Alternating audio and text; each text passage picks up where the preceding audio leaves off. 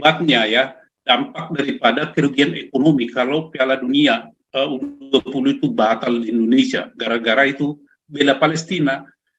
Agak memotong ini agak cepat sedikit, termasuk Ganjar Pranowo, Anda harus belajar sejarah, Ganjar ya, termasuk itu poster itu, Anda harus belajar sejarah.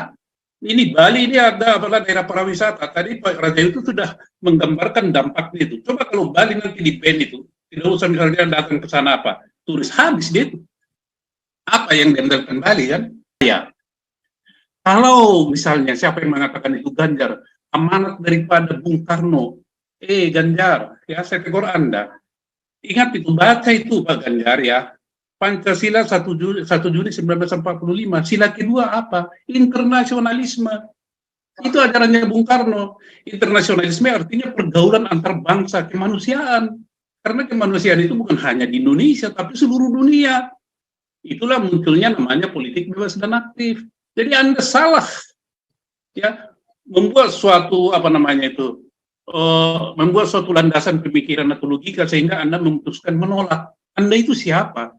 Ya, sebenarnya yang menolak ini belum pemerintah Indonesia, Pak ya, tetapi oknum-oknum dan organisasi yang di Indonesia ini. Nah, kita kan nanti lihat motifnya apa? Bola harga diri bangsa Indonesia, UMKM, ya masalah pariwisata, termasuk Ganjar Pranowo nggak usah direkomendasi jadi apa itu jadi presiden karena dia tidak berkarakter, penakut. Ya, Ganjar Pranowo, termasuk Iwayan Koster, mestinya masyarakat Bali mendompleng Iwayan Koster itu. Kalau para wisata tidak datang ke Bali, para wisatawan, kira-kira bisa nggak makan mereka? Apa sih sumber daya alam Bali? Nggak ada apa-apa kan? Mereka Iwayan Koster mikir nggak itu?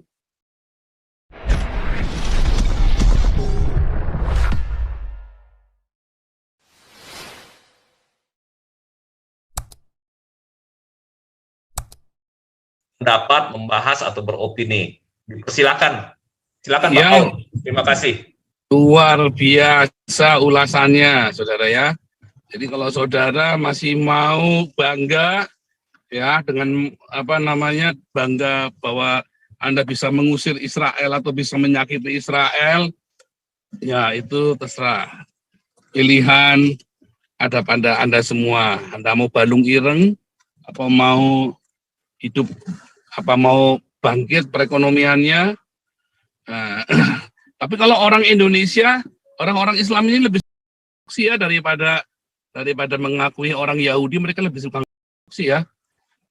Kayak nabinya memang kalau orang-orang Indonesia ini. Ya, silakan urun pendapat. Pak Santiamer. Mana nih Pak Santiamer? Salam. Ya, lanjut. Waduh, luar biasa ini ya. Terima kasih. Ini Raja Uti. Ini memang betul-betul ini Raja Uti, Raja Ekonomi ini. Luar biasa ya. Jadi ini suatu bahasan yang sangat menarik dan berdimensi luas sebenarnya. Berdimensi luas bukan hanya dari aspek ekonomi, tapi dari aspek sosial budaya. Juga untuk dengan jelas menentukan siapa sebenarnya. Saya tidak bicara negara Indonesia ya.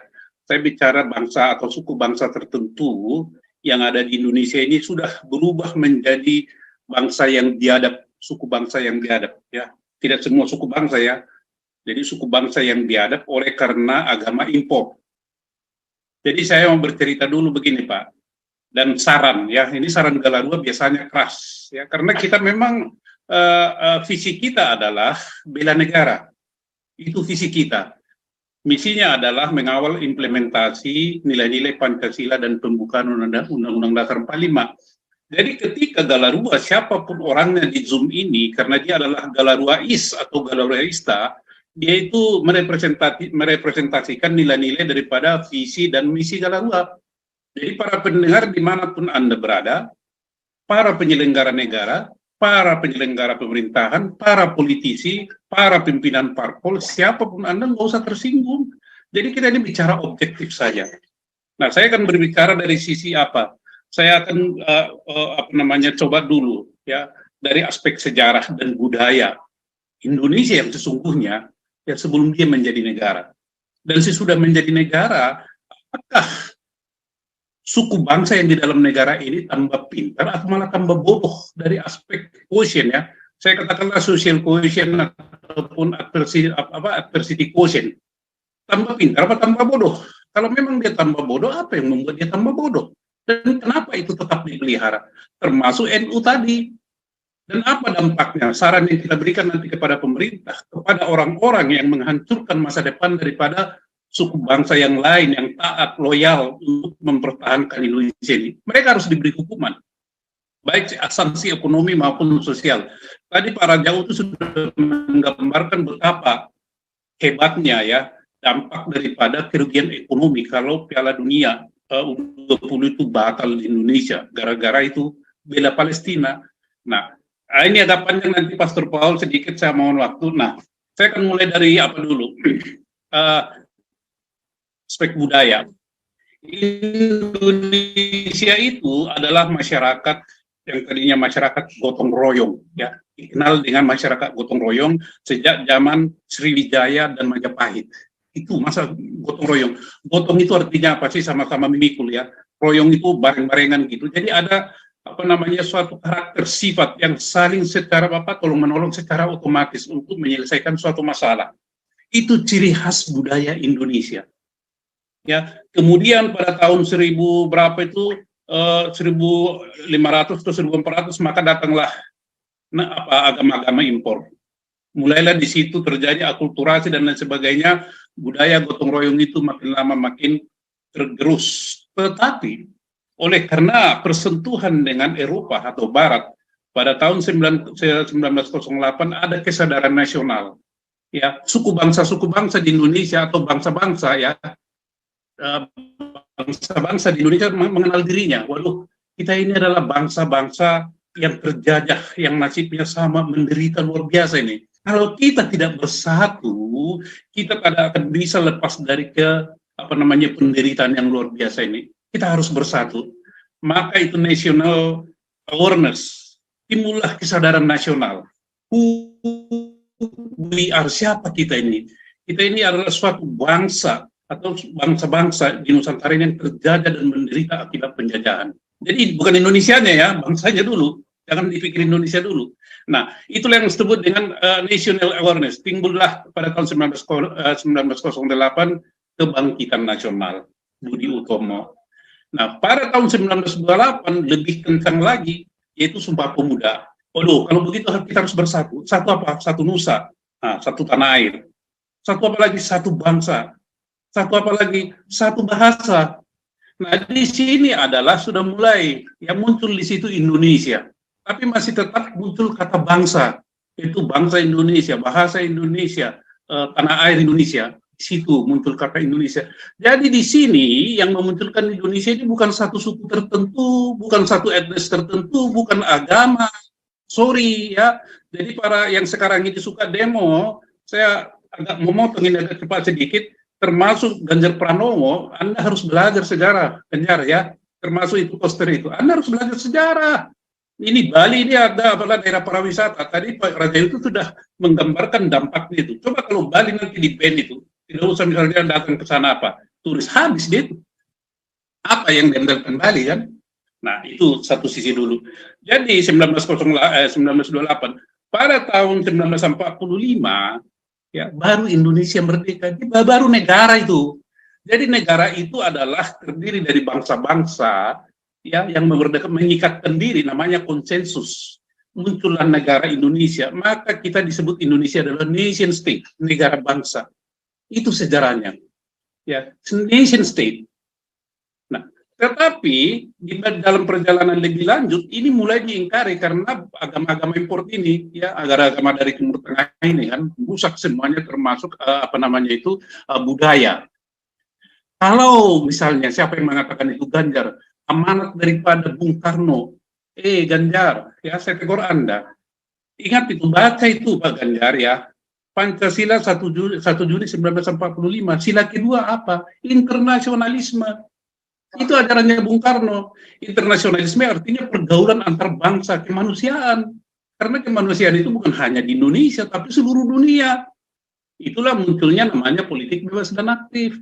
Jadi Anda salah ya membuat suatu membuat suatu landasan pemikiran atau logika sehingga Anda memutuskan menolak. Anda itu siapa?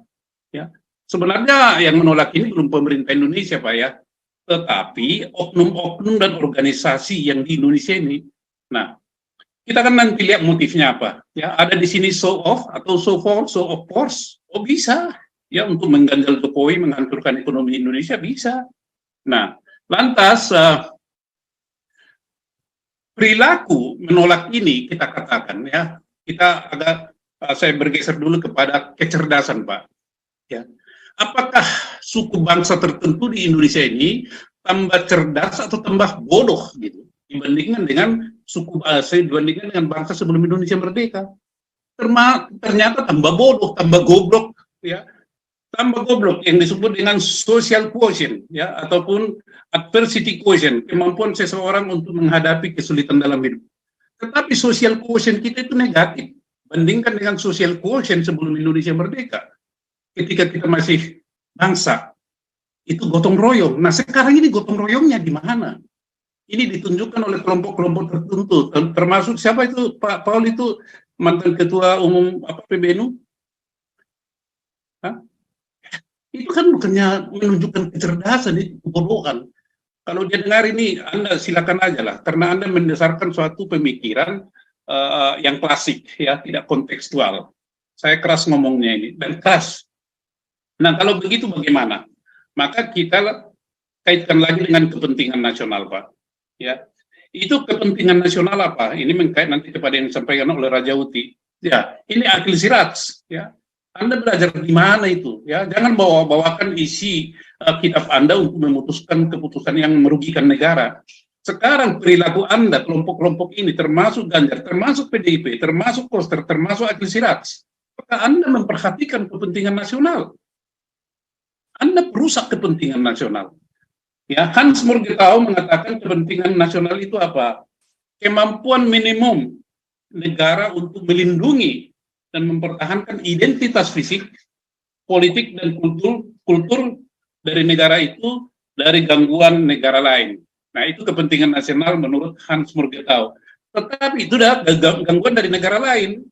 Yang terjadi di Indonesia bukan dari negara lain, dari dalam dirinya sendiri. Artinya apa? Keamanan atau ketahanan nasional Indonesia ini rawan.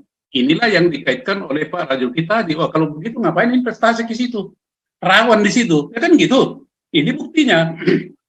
Nah, artinya apa? Orang-orang ini sudah mengganggu kepentingan nasional. Kenapa ini pemerintah? Pemerintah penyelenggara negara selama ini memberi toleransi yang terlalu luas kepada kelompok-kelompok yang melakukan demonstrasi, menunjukkan dirinya, mendirikan bendera khilafah dan lain-lain, tidak ditangkap atau ditindak dengan tegas. Inilah sekarang puncak daripada kejahatan mereka. Nah, kejahatan mereka ini nolak alasan Israel, Palestina. Padahal tadi Pastor sudah menjelaskan sejarahnya. Apakah mereka itu tidak tahu? Saya pikir mereka tahu, tetapi mereka ingin ya kepentingannya ini, maunya itu, ya diakomodir oleh pemerintah. Pemerintah dipermalukan di sini, ya. Artinya apa? Mereka bisa mengendalikan pemerintah. Ini adalah suatu peringatan bagi suku-suku bangsa yang bergabung dengan Indonesia ini. Apakah masih bisa diharapkan atau diandalkan pemerintah ini melindungi kita segenap bangsa? Ini suatu peringatan. Saya berharap tidak begitu. Saya berharap TNI tetap kukuh berpegang kepada ideologi Pancasila dan membela negara tanpa kompromi. TNI termasuk Polri, ya. Jangan kompromi, bapak-bapak di TNI dan Polri, hajar terus dan tangkap. Jangan bicara HAM dan lain sebagainya. Kita mendukung itu. Karena ini sudah lampu merah ini. Jadi saya tadi bicara dari aspek budaya dan kultur bahwa suku bangsa tertentu di Indonesia ini sudah menjadi bangsa yang primitif. Lebih primitif daripada suku bangsa sebelum Indonesia merdeka. Kalau dulu bergotong royong, sekarang enggak, hancur-hancuran, main hantam. Ya, jadi primitif itu apa namanya? Kalau saya katakan nanti mungkin terlalu kasar ya, yaitu apa? Barbar. Ya, ini adalah suku bangsa yang barbar, bukan pemerintahnya. Nah, jadi itu dari pandangan saya, Pastor. Tetapi apa yang harus dilakukan pemerintah kalau misalnya yang dikatakan oleh Pak Rajuki tadi, misalnya nih, ya FIFA memutuskan tidak melaksanakan Piala Dunia U20 di Indonesia. kita kan rugi tuh, besar sekali kerugiannya. Maka usulan Galarua adalah pertama, selama ini dana-dana yang hibah atau dana apapun yang diberikan kepada NU stop 10 tahun ke depan, cari dana sendiri. Kelompok-kelompok yang selama ini mendapat CSR ataupun dana dari pemerintah stop sama sekali. Partai-partai yang mendukung misalnya supaya Israel ditolak, jangan beri fasilitas baik untuk menteri dan lain sebagainya. Itu adalah hukuman bagi mereka, karena layaklah mereka menerima akibat ini karena menimbulkan kerugian yang sangat besar. Tenaga kerja, pemain sepak bola, harga diri bangsa Indonesia, UMKM, ya, masalah pariwisata, termasuk Ganjar Pranowo, nggak usah direkomendasi jadi apa itu, jadi presiden, karena dia tidak berkarakter, penakut. Ya, Ganjar Pranowo, termasuk Iwayan Koster. Mestinya masyarakat Bali mendompleng Iwayan Koster itu. Kalau para wisata tidak datang ke Bali, para wisatawan, kira-kira bisa nggak makan mereka? Apa sih sumber daya alam Bali? Nggak ada apa-apa kan? Mereka Iwayan Koster mikir nggak itu?